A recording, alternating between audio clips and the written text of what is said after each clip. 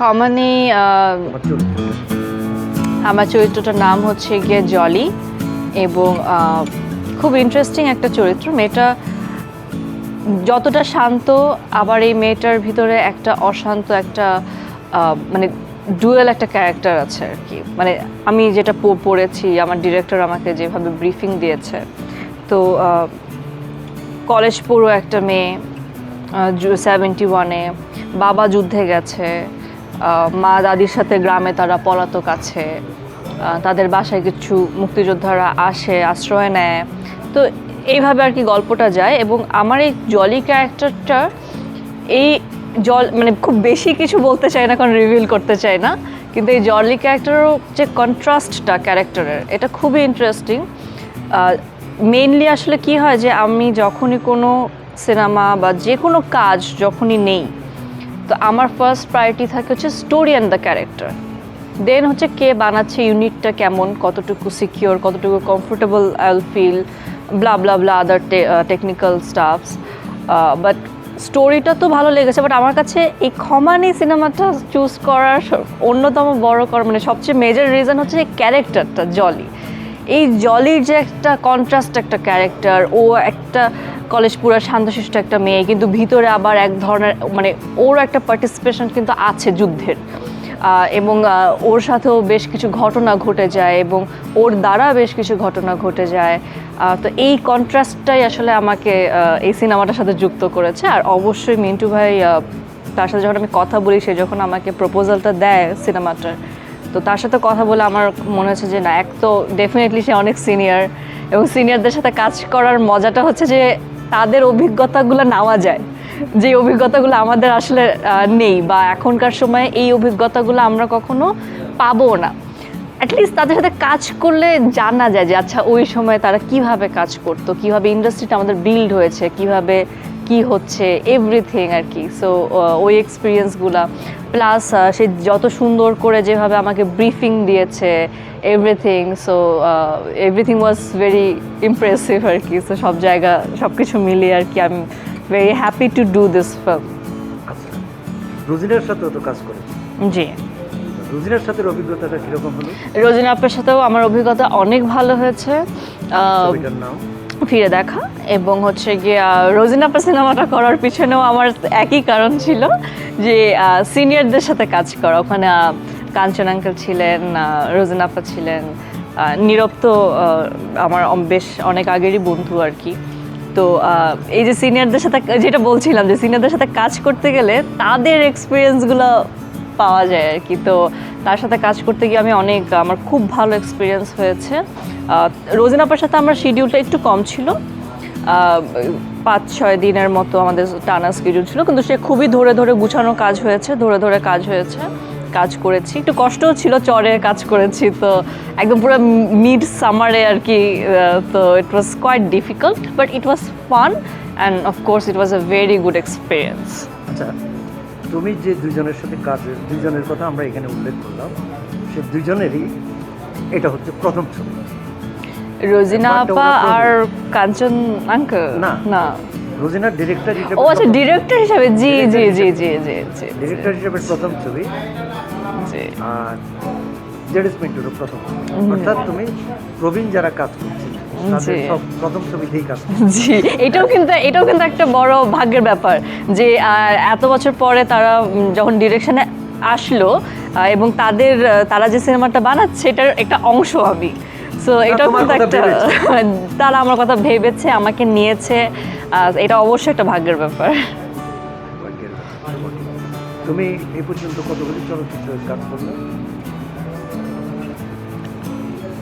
8-9 এরকম, 8-9টা। হ্যাঁ, 8-9টা, আরও 2টো সামনে শুটিং আছে আর কি।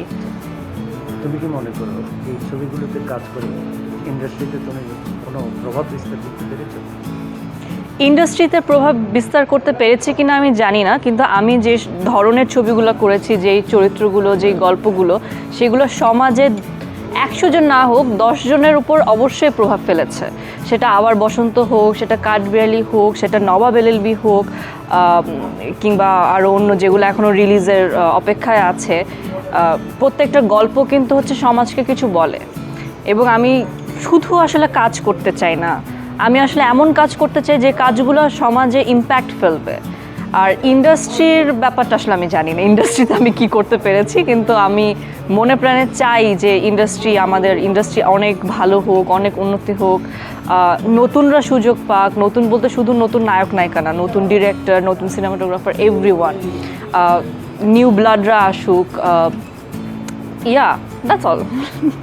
তুমি যে ছবিগুলিতে কাজ করছো সবই হলো অফ ট্র্যাক জি। যা সাধারণ দর্শকের কাছে সাধারণত পৌঁছায় না। না। এটা এক ধরনের এক শ্রেণীর দর্শকের কাছে। জি। তাহলে তুমি বেশি দর্শক তোমার ছবিতে দেখুক, এটা কি তুমি চাও না? অবশ্যই আমি চাই। আমি এটা চাই, মানে শুধু এটা চাই না যে আমার কাজ সবাই দেখুক, আমি চাই আমাদের বাংলাদেশের কাজ, বাংলা সিনেমা, বাংলা নাটক, বাংলা গান, মানে আমাদের বাংলার কাজ বাঙালিরা সবাই দেখুক। যেভাবে হিন্দি সিনেমা দেখে, যেভাবে অন্য বিদেশি সিনেমা দেখে, আমি চাই আমাদের বাংলা সিনেমাগুলো মানুষ দেখুক। এবং সেটার অংশ যদি আমি হই, তো অবশ্যই আমি চাই যে আমি একটা কষ্ট করে কাজ করেছি সেটা যেন সবার কাছে পৌঁছাক। আর যেখানে আসলে আমি না কখনো ওই যে জনরা ভাগ করি না যে আমি এই জনরারই কাজ করব, আমি শিল্পী, আমি সব ধরনের কাজ করব। এবং আমি এই কাজগুলো অফ ট্র্যাক অন ট্র্যাকও খুব একটা হিসাব করি না, বাট এই ট্র্যাকের কাজগুলো আমি করতে কমফোর্টেবল বেশি, rather than doing commercial films. আর কি এমন না যে কমার্শিয়াল ফিল্মসের অফার নেই বা আসেনি, বাট আমার কাছে এইগুলো করতে বেশি কমফোর্টেবল লাগে। এবং ওই যে আমার মাথায় অলওয়েজ থাকে যে আমি একটা কাজ করবো, ওই কাজটা আসলে সমাজকে কি দিবে, আমাকে কি দিবে, যে দেখবে তাকে কি দিবে। সো ওইটার একটা জিনিস কাজ করে, যেই কারণে আসলে এই সিনেমাগুলা, এই গল্পগুলো চুজ করা হয় বেশি। এর মানে হচ্ছে তুমি কমার্শিয়াল ছবিকে এখনো ধাতস্থ করো, যে কারণে মেইন স্ট্রিম মুভিতে তোমাকে ইচ্ছা আছে, ইচ্ছা অবশ্যই আছে। দেখা যাক সামনে আর কি, ওরকম মন মতো কাজ পেলে করব। তুমি নিজেকে আড়াল করে রাখো?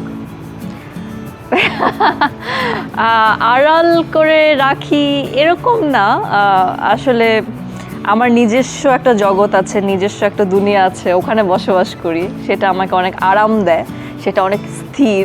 বাইরের জগৎটা, দুনিয়াটা, মানুষজন অনেক অস্থির, ওই অস্থিরতাটা আমি নিতে পারি না। সো আমি আমার মতো করে, আমি খুব শান্তিপ্রিয় মানুষ, আমি আমার গণ্ডি থেকে বের হই, কাজ করি, গণ্ডিতে ফেরত চলে যাই। আমার কাছে শান্তি জিনিসটা অনেক ইম্পর্টেন্ট। সো শান্তিতে থাকতে চাই, শান্তি আমার ফার্স্ট প্রায়োরিটি, যে কারণে আমি নিজের মতো নিজে থাকি। যেখানে গেলে বা যাদের সাথে মিশলে আমার মনে হবে যে আমার শান্তি নষ্ট হবে, আমি যাই না, মিশি না। So that's all. আচ্ছা, তো তুমি এই যে এতগুলি কাজ করো, নাটকে কাজ করো, বিজ্ঞাপনে কাজ করো, তারপরে নিজস্ব বোধহয় ব্যবসাও আছে একটা, কচ্ছপ ফিল্মস। হ্যাঁ, কচ্ছপ ফিল্ম। তারপরে এতগুলি ছবি করলাম, এইসব ছবিগুলি, এইসব কাজগুলি করতে গিয়ে তোমাকে কখনো বিরূপ কোনো পরিস্থিতির শিকার করতে হয়েছে কিনা? হ্যাঁ, অনেক। একদম শুরু থেকে তো আমার অ্যাডজাস্টমেন্টে অনেক প্রবলেম হতো, যেটা এখনও হয়। এখনও আমি খুব একটা অ্যাডজাস্ট করে উঠতে পারিনি নিজেকে এই ইন্ডাস্ট্রির সাথে, বা যারা আছে সবাই অনেক ভালো, আমি বলছি না খারাপ, বা ইটস জাস্ট দ্যাট যে আমার অ্যাডজাস্টমেন্টে একটু প্রবলেম হয়, দ্যাটস অল। এছাড়া তো বিভিন্ন আসলে লাইফে শুধু এই কাজগুলা বা ওই কাজ, হ্যান কাজ ত্যান কাজ না, জীবনে চলার পথে যে কোনো কাজ করতে গেলে ইভেন নিজের পরিবারের সাথেও কিন্তু নানান ধরনের নানান অভিজ্ঞতা হয়, ভালো খারাপ সব কিছু মিলিয়ে। তো আমারও ভালো খারাপ সব কিছুরই অভিজ্ঞতা হয়েছে, অনেক কিছু ফেস করতে হয়েছে, ভালো ফেস করেছি, খারাপও ফেস করেছি, সব কিছু মিলে আছি। কোন বিষয়টা হলে পরে তুমি রেগে যাও খুব?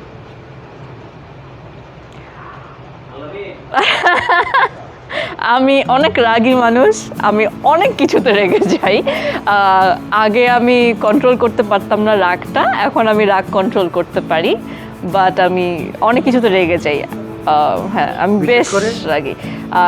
বিশেষ করে সেটে যদি আমি, মানে ওয়েন আই মিন সেটে যদি কোনো কিছু প্রপার না হয় বা উল্টাপাল্টা হয়, লাইক যে ঠিক মতো হচ্ছে না, কোয়ার্টিস্ট সিনসিয়ারলি কাজ করছে না, বা ক্রুরা সিনসিয়ারলি কাজ করছে না, লাইটটা ঠিক মতো হয় নাই বা সিনটা ঠিক মতো বা আমি আমার ডায়লগটা ঠিক মতো দিতে পারছি না, ওই স্পেস পাচ্ছি না, অভিনয় করার ওই ইয়াটা পাচ্ছি না, অ্যাটমসফিয়ার পাচ্ছি না, আমি অনেক রেগে যাই, অনেক রেগে যাই। এবং আমার এগুলো আমার রাগের অনেক আমার রাগের কারণে অনেকের সাথে আমার অনেক ঝগড়াঝাটিও হয়েছে। সো তোর সুখ আনন্দ কোনটাতে হয়? যখন আমি আমার কাজটা প্রপারলি করতে পারি, ওইটার যে স্যাটিসফ্যাকশনটা একটা, যদিও আমি আজ পর্যন্ত স্যাটিসফাইড হইনি আমার কাজে, তাও যতটুকু আছে না অ্যাটলিস্ট একটা এক্সপিরিয়েন্সের ব্যাপার থাকে। হয়তো মানে আমার একদমই মনে হয় না যে আমি খুব ভালো অভিনয় করি বা খুব একটা ভালো অভিনয় করেছি, কিন্তু চেষ্টা করি, আর সেই চেষ্টা করতে পারার ওই সুযোগটা না পেলে তখন খুব মেজাজ খারাপ হয়। আর সুযোগটা পেলে এবং সেটা করতে, সেই চেষ্টাটা করতে পারলে তখন যে একটা স্যাটিসফ্যাকশন, ওই স্যাটিসফ্যাকশন আসলে পৃথিবীর কোনো কিছুতে নাই। কর্মক্ষেত্র এবং তোমার ব্যক্তিগত জীবন অনেক বিস্তারিত, বয়স তো হয়েছে, হচ্ছে, হ্যাঁ। বুঝতেই পারছো কি প্রশ্ন করতে চাচ্ছি। না, আমি বুঝতে পারছি না, আমি বুঝতে চাই না। জড়িত হয়েছে কতজনের সঙ্গে? প্রেম করেছি আমি অনেক, অস্বীকার করব না। আর আমার মনে হয় না এটা অস্বীকার করার কিংবা এটা নিয়ে মিথ্যা বলার বা এটা লুকানোর কোনো বিষয়। প্রেম ভালোবাসা খুবই ভালো একটা জিনিস। অনেকবারই জীবনে প্রেম এসেছে, ভালোবাসা এসেছে, কিন্তু এই মুহূর্তে আসলে হচ্ছে গিয়ে ও অনেকবার মনও ভেঙেছে, মন ভেঙেছিও। এখন একটু আসলে এখন একদমই মানে খুবই ডিটারমাইন্ড আমি যে আমি এখন শুধু কাজ নিয়ে থাকতে চাই, অ্যাটলিস্ট নেক্সট 2-3 ইয়ার্স আর কি। এর পরবর্তীতে আর কি আমি অলরেডি সেটেলড, আমি অলরেডি সেটেলড। আমার মনে হয় না যে সেটেলমেন্ট মানেই বিয়ে করা। আমি আমার কাজ, আমার জীবন, আমার মা, আমার পরিবারকে নিয়ে আমি অলরেডি সেটেলড। বিয়ের বিষয়টা আসলে ভাগ্যের ব্যাপার, বাট এই মুহূর্তে আমি একদমই এটা নিয়ে মানে আমি চাচ্ছি না। আমি এখন অ্যাটলিস্ট মিনিমাম 2 বছর আমি একটু কাজ করতে চাই, তারপরে কপালে যা লেখা থাকবে, যার সাথে যেখানে যেভাবে লেখা থাকবে হবে। প্রশ্নের বাইরে তুমি কি কিছু ব্যক্তিগতভাবে কিছু বলতে চাও?